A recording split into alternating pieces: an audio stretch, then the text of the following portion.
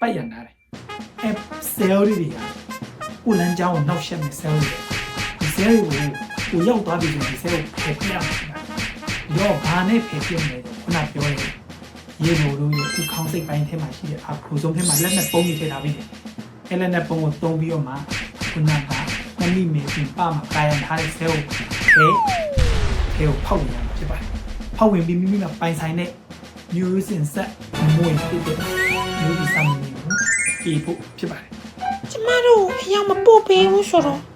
ဘယ်ကနေဘလို့ဘယ်လမ်းကြောင်းကနေသွားမလဲဟုတ်ပြီဒါဆိုရင်ဘယ်လမ်းကြောင်းကြီးသွားမလဲဆိုတာသိထားဖို့လိုတယ်ခုနပြောတဲ့ဒီရင်ကြီးကိုဖက်လူရဲ့ဗဂျိုင်နာဆိုတဲ့ဒီနေရာငါပဲပို့ပေးမှာဖြစ်ပါတယ်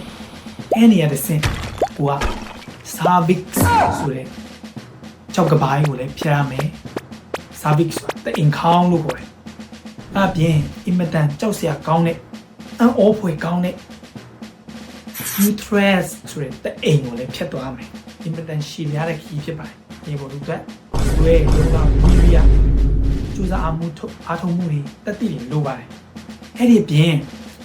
uterus ကိုကြော်ပြီးသွားရင်တော့ဥမာညံနွားတောင်းဖို့လိုအပ်လာဘာလို့လမ်းခွဲနဲ့ကြုံအောင်ဖြစ်ပါတယ်အဲ့နာမှာ uterus ရဲ့အလွန်နာမှာ fallopian tubes ဆိုတဲ့နေရာလေးရှိမယ်fallopian tube ဒီနှစ်ဖက်ခွာထွက်သွားမှာခွဲထွက်သွားမှာfallopian tube ရဲ့အဆုံးနာမှာရတနာတိုက်ရှိတယ်အဲ့ရတနာတိုက်စီရနေငါတို့ mission ရဲ့ target ဖြစ်တဲ့နတ်မိမေကြွေကြလာမှာ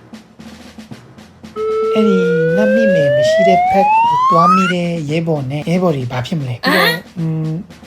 အဲ့လိုပေါင်းပြီးသွားရင်ရဲဘော်တူပေါင်းပြီးလိုက်ပြီဆိုရင်ကျန်တဲ့ရဲဘော်